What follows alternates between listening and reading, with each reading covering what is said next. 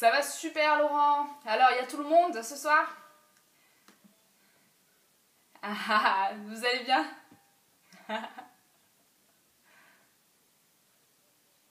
Ouais, j'adore, je les vois sur la vidéo, ça me fait toujours super plaisir, j'ai l'impression d'être avec vous. Oui, c'est vrai. Exactement, voilà, je vais continuer un petit peu par rapport aux dernières fois. Alors, bonsoir à tous les auditeurs, bienvenue dans Coaching d'un héros. Ce soir, c'est le numéro 16. Donc, la rubrique qui fait jaillir tes qualités de héros propagateur de la paix dans le monde. Donc, la fois précédente, je vous invitais à prendre conscience de la souffrance des animaux, de leur désir de vivre et à ne pas interrompre leur vie, leur évolution personnelle.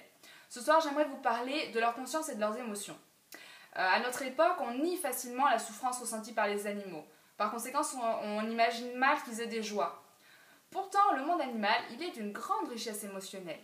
Les autres animaux, comme nous, ils sont soumis à l'évolution. Ils ont en eux les mêmes instincts de protection de leur corps pour survivre. Leur système nerveux, il leur permet de reconnaître la douleur, de s'en protéger.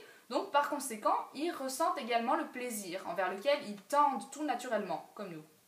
Les émotions, c'est quoi en fait une émotion? C'est la complexification de nos instincts de survie.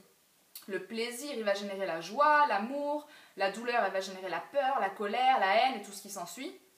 Les émotions et la conscience se traduisent par des phénomènes chimiques, physiologiques, naturels et propres à toutes les espèces. La mère, elle protège son petit, elle le nourrit, elle le guide. De l'instinct découle toute une complexification des ressentis, une interaction sociale qui va toujours venir enrichir les deux animaux, ça marche dans les deux sens. Donc pour la survie également, les animaux, ils doivent pouvoir attribuer des volontés, des états d'esprit aux autres animaux, en particulier à leurs prédateurs. Il en découle qu'ils ont la possibilité de se mettre à la place de l'autre et d'envisager ses réactions possibles. Ils sont alors souvent capables de tricher, de faire des leurres, etc. En fait, les animaux, ils sont capables d'anticipation. C'est de toute façon une obligation de survie. Alors, on est d'accord, les êtres humains, ils ont atteint un degré de complexification des émotions qui est très avancé. Mais cependant, il n'y a pas de ligne concrète entre les animaux et nous. Il n'y a pas de frontière entre ce qu'ils sont capables de ressentir et ce que nous, on est capable de ressentir. L'ego humain, il fait qu'on est persuadé que nos capacités intellectuelles, elles prouvent notre avance, notre supériorité sur le reste du monde animal. Mais cette supériorité, c'est une notion qui est un petit peu abstraite, parce qu'elle a de valeur qu'en fonction de nos propres capacités et de nos propres centres d'intérêt. Elle varie selon le point de vue où on se place. Les autres espèces, elles ont simplement une autre perception du monde, qui est totalement différente de la nôtre. Et ils ont développé leurs propres capacités.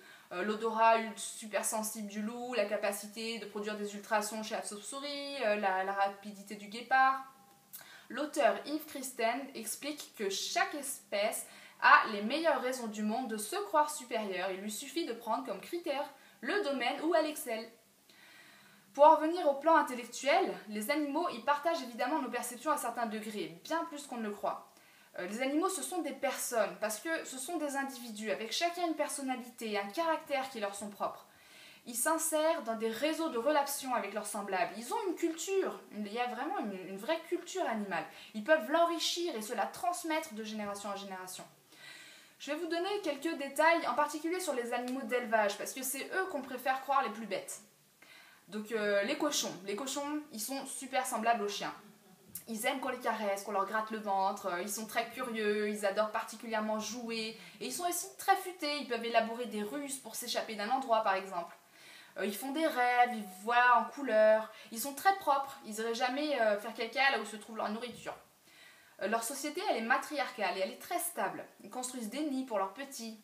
Ils ont aussi conscience de la mort, tout comme la plupart des animaux. Par exemple, ils peuvent, à proprement parler, mourir de peur. C'est-à-dire qu'ils peuvent avoir une crise cardiaque avant l'abattage, tant ils sont conscients de ce qui se passe. Ça a vraiment été défini.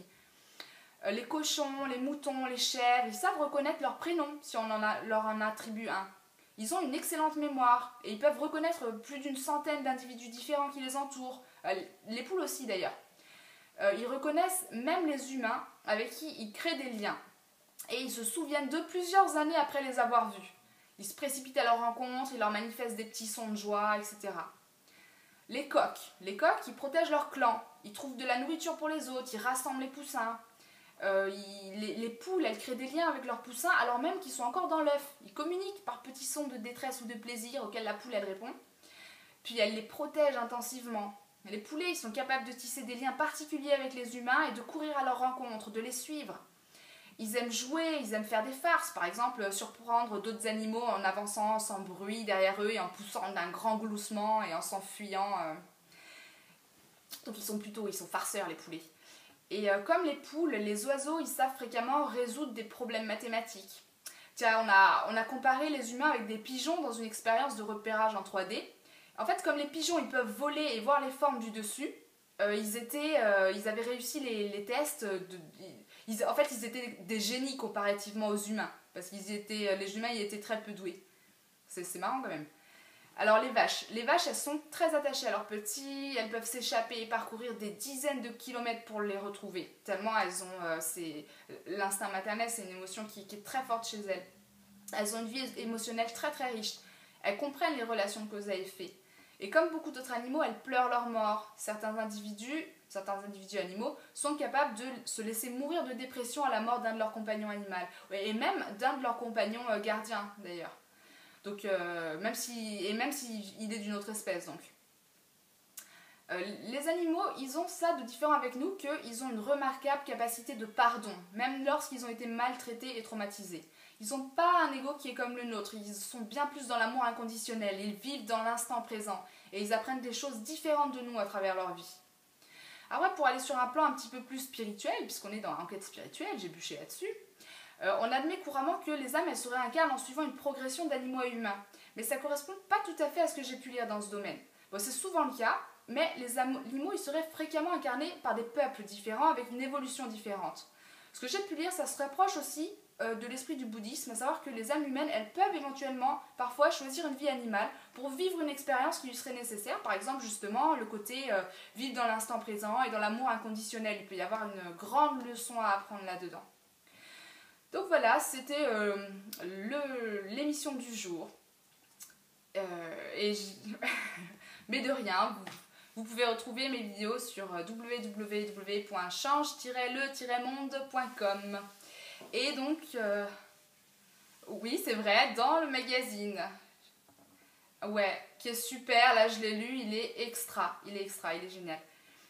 Et voilà. Ouais. Et donc la semaine prochaine, je ferai un petit bilan de fin d'année avec les auditeurs. Si vous avez des questions à me poser, vous êtes libre de les préparer.